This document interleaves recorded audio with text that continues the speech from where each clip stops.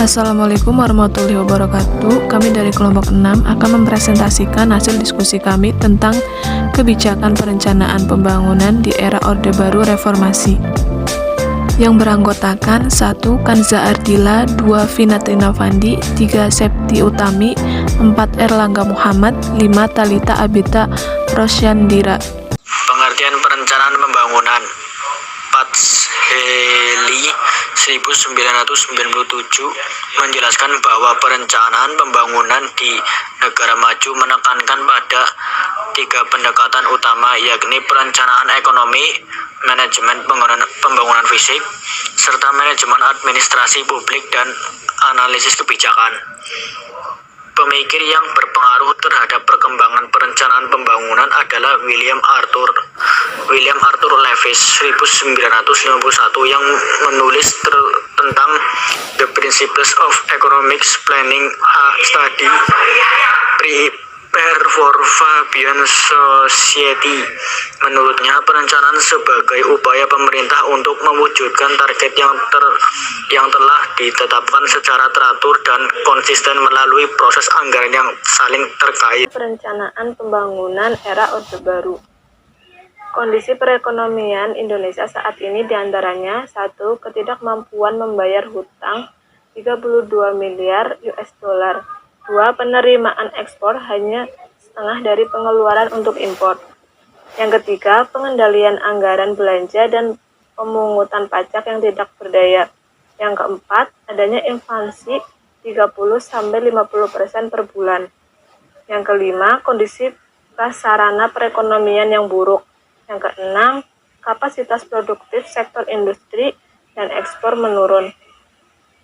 Program ekonomi Orde Baru mencakup 1. Jangka pendek, yaitu Juli sampai Desember 1966 untuk program pemulihan.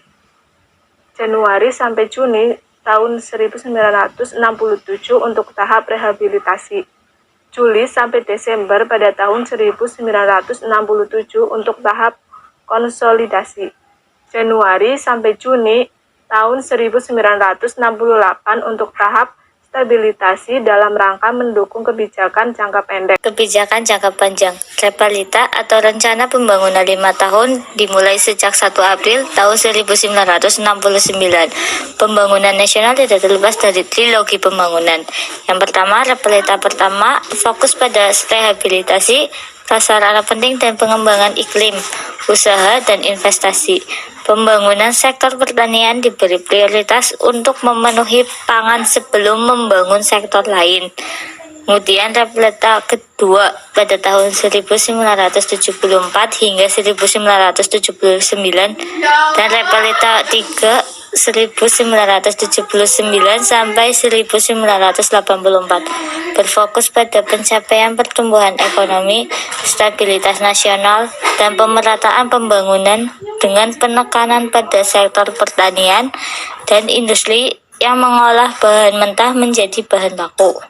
Selanjutnya, fokus Repalita 4 pada tahun 1984 hingga 1989 dan Repalita 5 tahun 1989 hingga 1994 mulai bergerak di bidang industri, khususnya industri yang menghasilkan barang ekspor, industri yang menyerap tenaga kerja, industri pengolahan hasil pertanian, dan industri yang dapat menghasilkan mesin industri. Perencanaan pembangunan di era reformasi.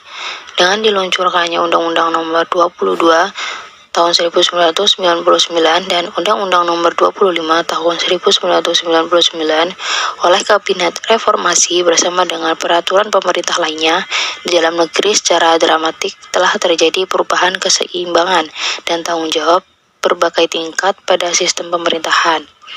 Terjadi pula perubahan besar dalam kehidupan bernegara dengan dibuatnya sejumlah amandemen pasal-pasal Undang-Undang Dasar 1945, di mana saat ini telah mencapai amandemen keempat. Salah satu butir penting dalam amandemen keempat Undang-Undang Dasar 1945 ini adalah Presiden dan Wakil Presiden dipilih langsung oleh rakyat. Hal ini membawa konsekuensi yang cukup besar terhadap terjadinya perubahan dalam kebijakan perencanaan pembangunan di Indonesia.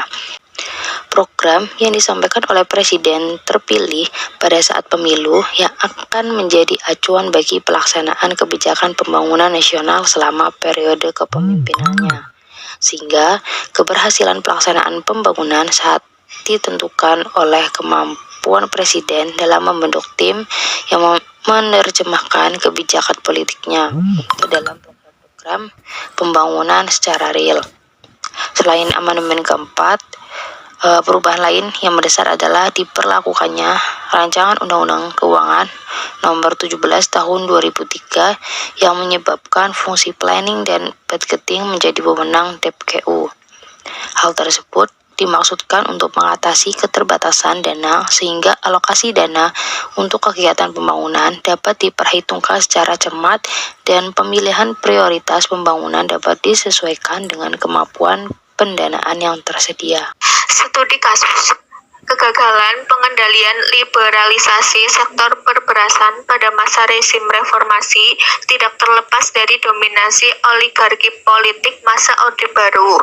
Dalam sistem politik demokratis, oligarki politik lama dapat bertahan dan menyesuaikan diri dengan sistem demokrasi yang ada karena sistem politik multipartai telah memberikan peluang bagi mereka untuk menguasai lembaga-lembaga politik demokrasi. Oligarki politik pendatang baru tidak mampu mendominasi proses pengambilan kebijakan publik pada sektor beras karena tidak memiliki sumber-sumber kekuatan yang cukup memadai untuk melawan kekuatan oligarki politik lama. Selanjutnya, pada masa pemerintahan Gus Dur dan pemerintahan Megawati, partai politik Golkar tetap dapat mempertahankan keberadaannya dan memperoleh dukungan konsisten yang besar, walaupun para teknokrat masa Orde Baru tidak menduduki posisi sebagai menteri. Namun, mereka masih mempunyai posisi yang kuat dalam proses pengambilan kebijakan.